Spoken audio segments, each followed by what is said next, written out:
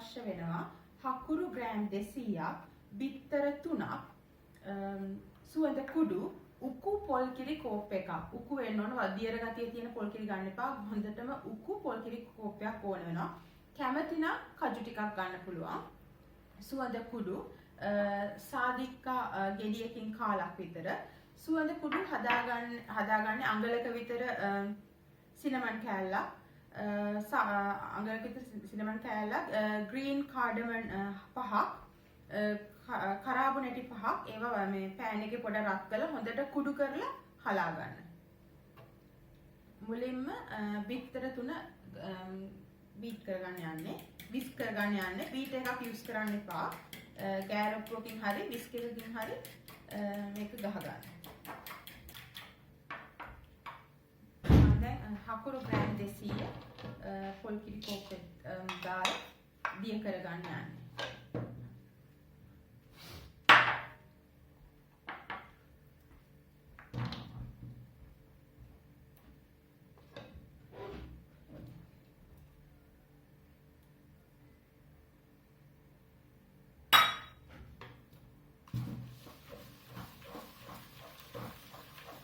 හකුරු ටික ග්‍රේට් කරලා ගන්න. එහෙම නැත්නම් වංගෙඩි ටිකට දාලා කොටලා ගන්න. එතකොට මේ ඉක්මනට දිය කරගන්න පුළුවන්.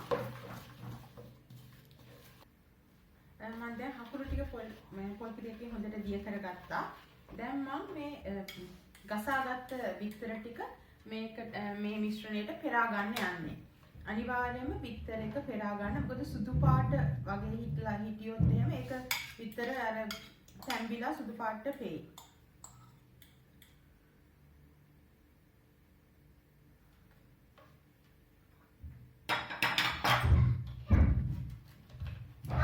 පාට තියෙන මේ කැරට් එක අපි ගන්න නැහැ. වෙන වගේ තියෙන ටික ඒක අයින් කරනවා.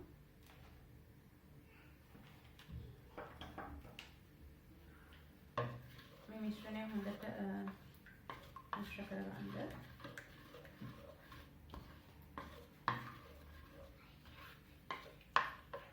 දැන් මම සුවඳ කුඩු ටික එකතු කරගන්නවා.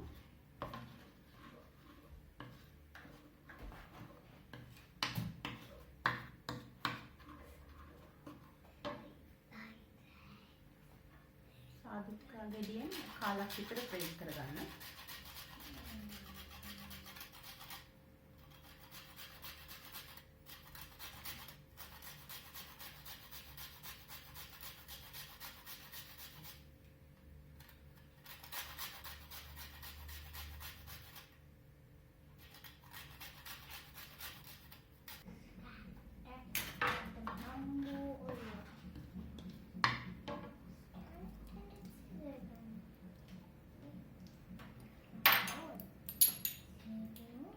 වැනිලා තේ හැඳ කාලෙකුත් එකතු කරගන්න.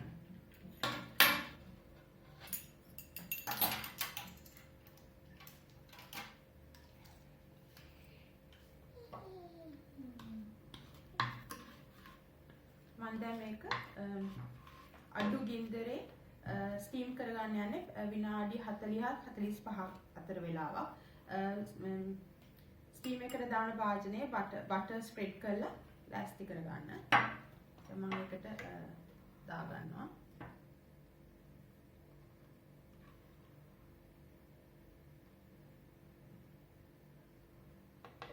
කට ළඟටම දාන්න එපා. මේ වගේ ඉඩක් තියාගන්න. කැමති නම් කජු ටිකක් එකතු කරගන්න.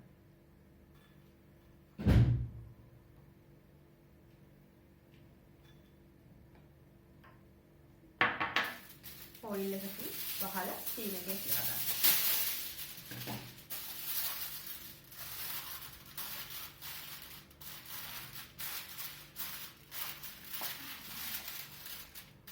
විනාඩි 30ක් 35ක් ගියාම ටූත් පික් එකක් ගහලා බලන්න. ඒක ඇලෙන්නේ නැත්නම් ඒ කියන්නේ වටලප්පන් එක රෙඩි.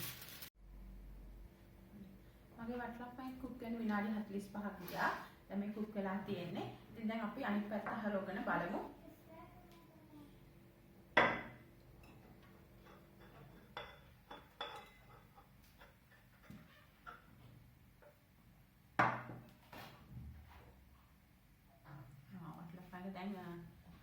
හොඳට ඇවිල්ලා තියෙනවා.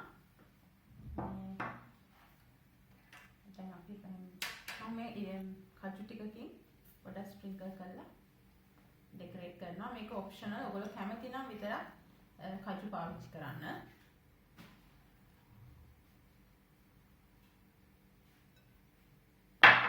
දැන් මම රස බලන්න යන්නේ.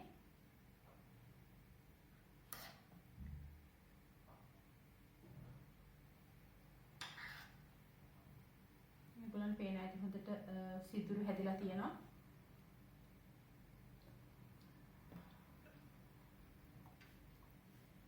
රසම රසයි. ඔයගොල්ලෝ හදලා රස බලන්න. මගේ මේ රෙසිපි එකට කැමති නම් ලයික් කරලා මගේ කුකින් channel එක subscribe කරලා ඔයගොල්ලන්ගේ යාළුවොත් එක්ක ඔයගොල්ලන්ගේ family එකත් එක්ක share කරන්න. Thank you.